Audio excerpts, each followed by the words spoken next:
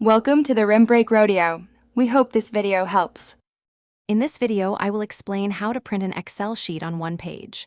First, navigate to the Page Layout tab and click on the small arrow in the bottom right corner of the Page Setup group to open the dialog box. Here, you will find crucial settings to control your print output. We will focus on scaling options to ensure all your data fits perfectly onto a single sheet, making your reports concise and easy to read. Next, let's explore the powerful Page Break Preview feature. Go to the View tab and select Page Break Preview.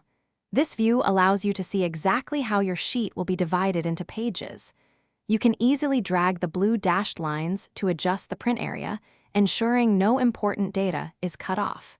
This visual tool gives you precise control over your document's layout before printing. Now, let's dive into scaling options. In the Page Setup dialog, under the Page tab, you can choose Fit Sheet on one page to automatically scale your content. Alternatively, you can manually set the scaling to a specific percentage, like 75% if you need more control.